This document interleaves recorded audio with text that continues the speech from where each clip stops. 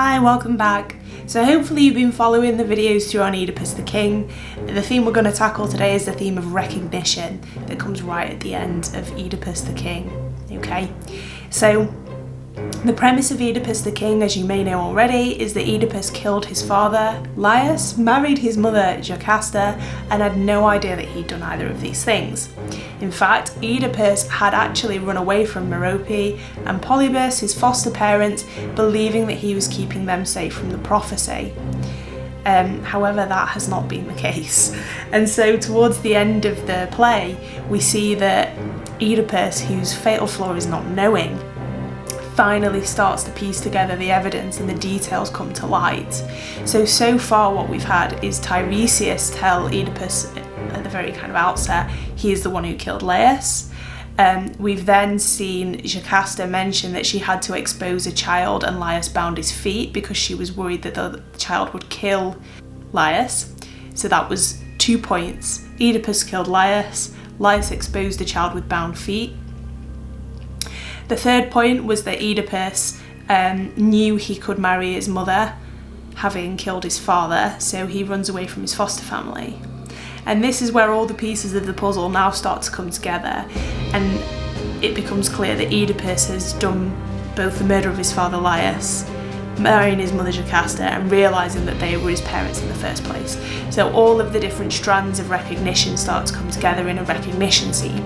Now this formally is known as Anagnorisis, and that's something again that you'll see in Aristotle's definition of tragedy in the linked video below, where we get this lovely example of Aristotle's Poetics with reference to Oedipus the King, so do check that out.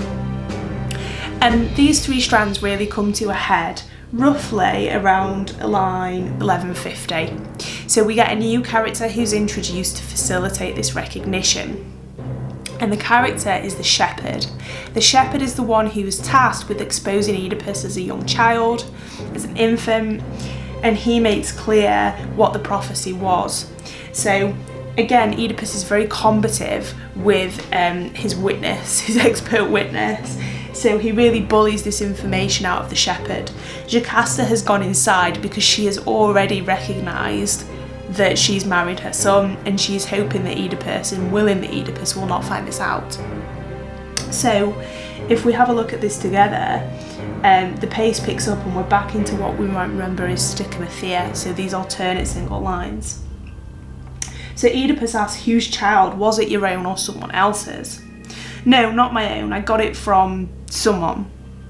From which of these citizens here, which house? By the gods, master, look no further. You're a dead man if I ask this again. He was somebody from the house of Laius. It was Laius's child, but she within, your wife, would best speak of it how it was. Little does the shepherd know that Jocasta already has. Jocasta's talked about the exposure of her child and Oedipus wasn't listening to her, okay? And the shepherd says that out of pity, master, I thought he'd take him away where he himself was from, but if he saved him from the worst of fates, for if you're who he says you are, you were born doomed. And this is where Oedipus finally recognises that he has fallen foul of the curse. You, it's all come out too clear. Light, may I never look on you again. I'm the one born to those I shouldn't have come from, living with those I shouldn't live with, killing those I ought not to have killed. So here Oedipus is finally overcoming his flaw of ignorance that's got him trapped in this situation, that's part of his demise. And again we have this theme of light coming in. So you might remember in the irony video I talked quite a lot about how blindness is brought up as a really key theme, and Oedipus here says, light, may I never look on you again. He doesn't want the clarity that he now has, he wants the ignorance, he craves the ignorance. And we have a kind of double recognition, in so much as Jocasta has already recognised this, gone inside, Oedipus now retires inside, and this is where we see the demise of both of them. So we get the first messenger coming out to report that the queen is dead by her own hand, but the worst part of it is missing, for you can't see what's happened. Again, the theme of sight. All the same, to the extent I can describe it, you'll learn what that unhappy woman suffered. When in a frenzy she had passed inside, straight to her bridal bed, she hurled herself, tearing at her hair with both her hands. Once there, she shut the door and called on Laius long dead, reminding him of the seed sown long ago, the son who killed him, and then begot with her children, cursed in their begetting. And then she mourned her bed, on which she bore a husband from her husband, children from her child. Okay? But how she died I can't say, for Oedipus broke in with a cry, preventing us from seeing her agony in the end. So it seems that as Jocasta has killed herself, Oedipus has intervened. We later learn that Jocasta hangs herself, swinging in the air, entangled in a twisted noose, and Oedipus discovers her. So she's hanged herself with fabric from her cloak. Oedipus takes the pin brooches from his mother wife's cloak and he uses them to blind himself.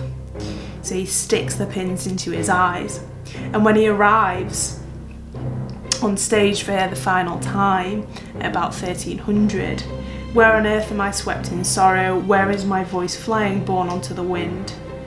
My destiny, where have you sprung?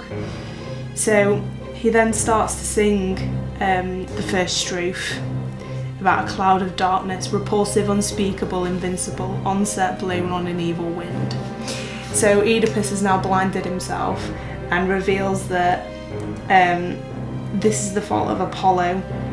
And what now is left for me to see or to love? What greeting to hear with any joy, my friends? Take me away, out of the country at once. Away, my friends, with the ruin of me, cursed 3 times over, and more, the mortal man most hated by the gods. So Oedipus has this exchange with the chorus as he's extracting himself from Thebes. And the final recognition culminates in the death of Jocasta and the blinding of Oedipus as well. Okay, so I hope that was a helpful video for you.